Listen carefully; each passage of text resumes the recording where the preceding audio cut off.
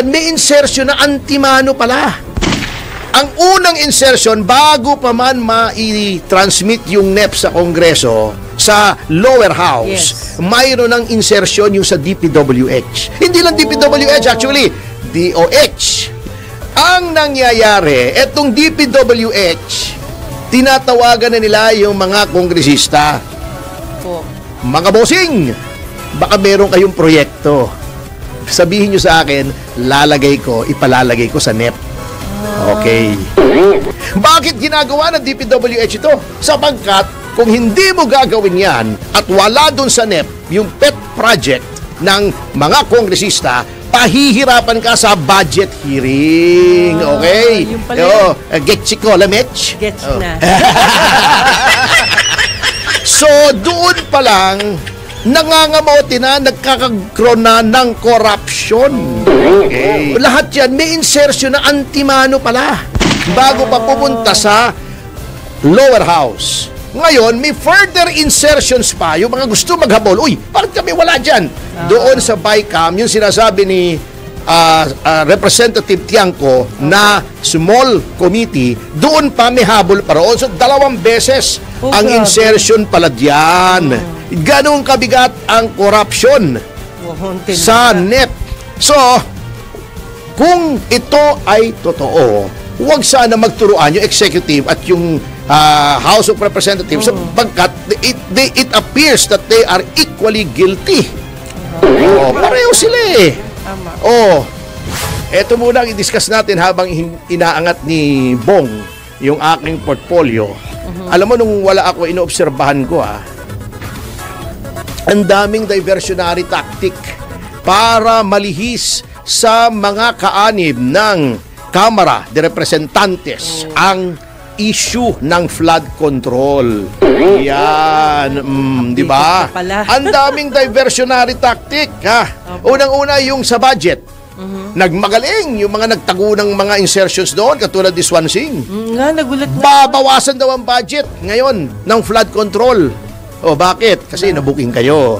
Paano kung di kayo nabuking? Di palaki ng palaki. At eto pa nagbabangayan ngayon ang ehekutibo at ang ilang mga kongresista. Di ba, nakita mo yung sagutan ni Terry Ridon, yung ano? Opo. Pareho kami yun ni Terry Ridon testicular. Parang may bambolyas sa mukha pero mas matindi sa kanya dito sa gilid na sinasabi kasi ni Bersamin yung usapin ng NEP. Papaliwanag po natin yan mamaya. Yung National Expenditure Program. Yang National Expenditure Program, yan po ay nanggagaling sa Office of the President. Yan ay ito ang plano na paggastusan. Kumbaga, wish list. Ano na yan atin ang natalakay yan Ito ang mga priority ng executive kasi siya yung nag-implement ng batas, di ba? Yes. Ang priority ng project, flood control, kasi di ba binida na nga ni BBM noong nakaraang SONA. Hindi itong last date SONA, yung the one before that. Yung 5,500 flood control project, gano'n siya. Bago bumaha, okay, nabuking na yung flood control na yan. Nagkandaloko-loko na. Yan ang National Expenditure Program. Ang nag-i-input yan lahat ng ahensya. Lahat ng ahensya sasabihin sa Presidente, Sir, para mapatupad namin ang batas, ang aming mandato, etong kailangan, halimbawa, Department of Agriculture. Etong kailangan natin para maging 20 pesos. 20 petot ang bigas. DOJ, itong kailangan namin para yung NBI ay moderno ang mga gamit, yung mga piskal malaki sweldo, yung DILG, Sir, itong kailangan namin para yung mga pulis ay maganda equipment, bago sasakyan, maganda uniforme, magandang sahod, etc. Sa DPWH, yun ang nagsasabi, Sir, ito yung mga proyekto na dapat ipatupad itong taong ito, na dapat hingin natin ang pondo sa Kongreso. And it starts with the House of Representatives kasi ang appropriations bill ay nagmumula sa lower house, sa House of Representatives. Eto na. Ngayon, ayon sa aming pagsasaliksik na lalahad din namin, ihahayag din namin sa publiko sa tamang panahon. Oo. Ay ganito ang nangyayari at ito ay labag sa konstitusyon. Kapagkat ang NEP dapat manggagaling exclusively, ang NEP ay handiwork o trabaho ng ehekutibo. Ngunit para nagte-texto no? Okay. Oo. Ang nangyayari, etong DPWH at mga reliable sources ang nagsabi sa akin, hindi pa man sinusumite sa Pangulo yung budget ng DPWH. Tinatawagan na nila yung mga kongresista. Lalo na yung nasa Appropriations Committee. Mga bossing, baka meron kayong proyekto. Sabihin nyo sa akin, ipalalagay ko sa NEP. Okay. Ito ay labag sa separation of powers. Bakit? Sapagkat yung NEP dapat ay executive function, yung formulation ng NEP. Okay. Bakit ginagawa ng DPWH ito? Sapagkat kung hindi mo gagawin yan at wala dun sa NEP, yung pet project ng mga kongresista, pahihirapan ka sa budget hearing. Okay? Yung pala Getchi ko, lamech? Gets na. So, doon pa lang, nangangamote na, nagkakagroon na ng corruption. Okay. Oo. At ayon sa aming pagsasaliksik, hindi ko sinasabing totoo Alegasyon lang ito. Ito ay kailangan nating sabihin sapagat tayo mamamahayag. Yung sinabi ni Senator Ping na si Yuse Cabral, yun yung humarap doon, yung medyo blandy. Yes. Sabi ng aming mga sources na mga dati at nakaupong mga kongresista, yun daw ang mabigat sa DPWH. Pag hindi daw dumaan yung project na yun at hindi niya nilagay sa NEP, wala kang project. Mabigat daw yun. Oo, yun ang tignan natin. Selective pala. Ang problema, ito nga, sinasabit tuloy ng, di ba, tinasabi nitong mga ilang congressmen, nasa NEP yung flood control kayo nagpapalaki ng flood control. Opo. Oo. Sabi naman ni E.S. Bersamin, bakit nyo pinapasa sa amin? Etong sabi they are attempting to shift the blame for their own corruption and failures onto the executive branch. So, sinasabi nung Congress, hindi, kayo yan kayo yung flood control, sa inyo nang gagaling yan Bago sasabihin ng executive, hindi, kayo nagsisiksik dyan. Yun pala, dalawang klaseng insertion meron. Ngayon lang namin nalaman kung totoo yung mga paliwanag ng mga sources namin. Opo. Ang unang insertion, bago pa man ma-transmit yung NEP sa Kongreso, sa lower house, mayroon ng insertion yung sa DPWH. Hindi lang DPWH, actually, DOH, yung mga gamot-gamot, yung mga, ang tinatawag dyan, yung mga medical chuchu. Parang miscellaneous. Hindi, ang tawag dyan ay soft project. Bakit soft? As opposed to hard, yung mga tulay, nakikita mo yan, di ba? Yung mga kalye, kita mo yan, may kalyeng ginawa. Eto soft, magdi-distribute ng gamot, pagkatapos ba niyang ikalat, ipamudmud yung gamot, saan mo hahanapin yan, di ba? I-report mo na lang, 10,000 tao ang nabigyan ng gamot, 5,000 lang. Mahirap bilangin yan. Alam ka lang, ipunta mo pa isa-isa yung nasa listahan, uy, nakuha mo ba yung gamot? Uy, nakuha mo ba yung gamot?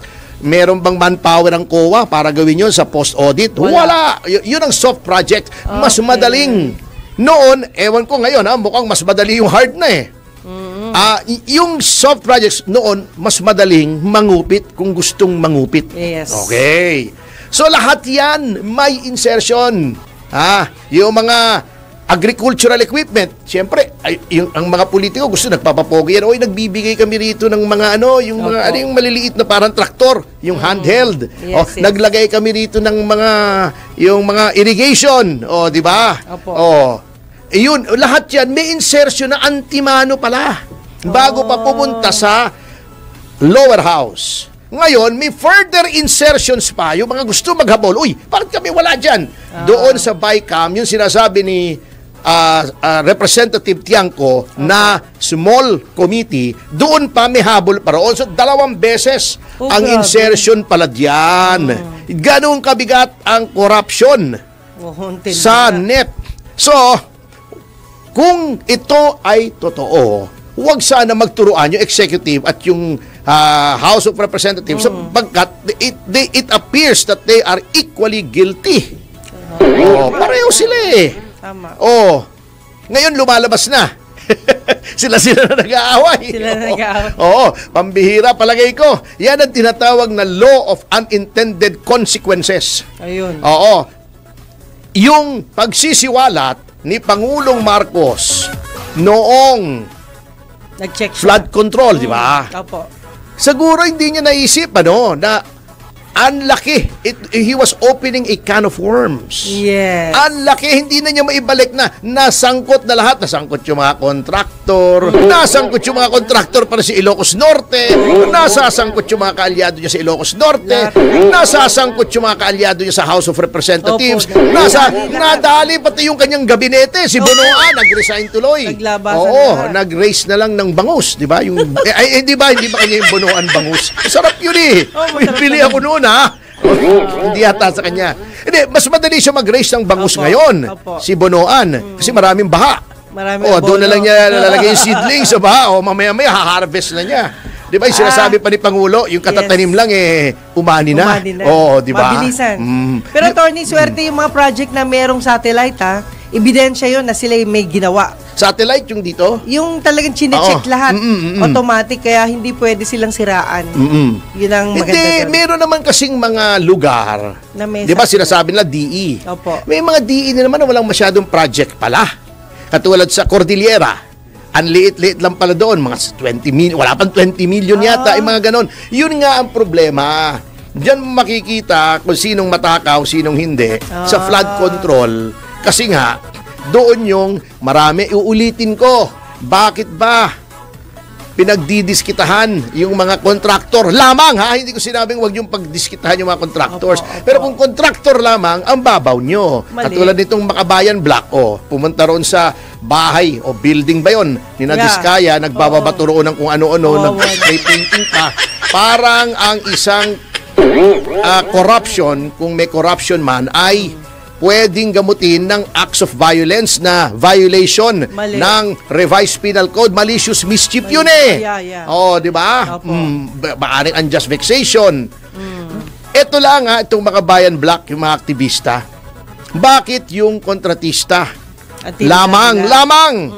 Hindi nyo kayang batuhin yung mga bayan ng congressman. Bakit? Kasi kalyado nyo yung mga congressman, di ba? Because you're inside the tent. Di ba? Kakampi na kayo ng majority. Hindi nyo na kaya. Bakit yung mga pinaghihinalaan? Kasi lahat naman yan hinala In fairness to everyone, to the PWHM officials, to the contractors, to the congressmen, lahat naman yan aligasyon pa lamang sa ngayon.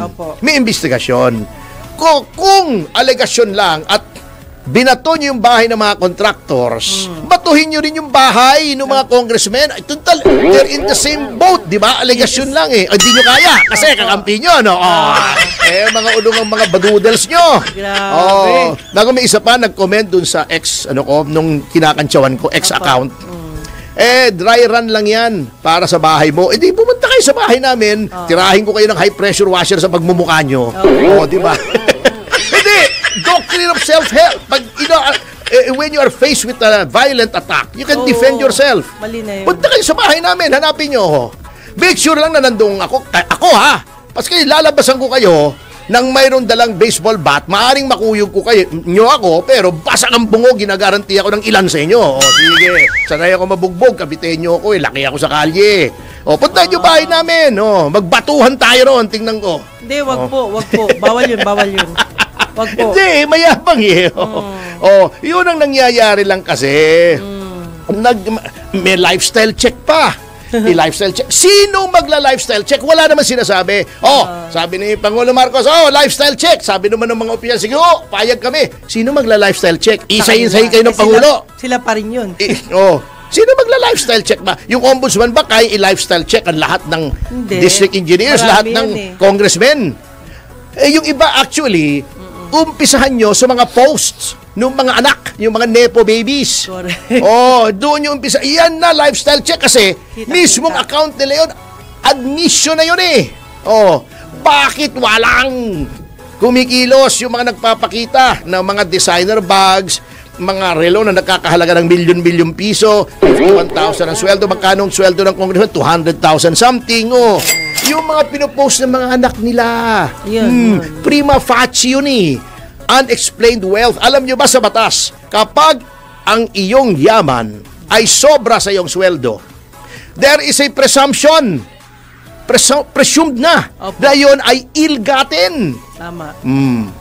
O bakit walang kumikilos? Puro bibig, puro lifestyle check. Sige, pa lifestyle check. O eto pa.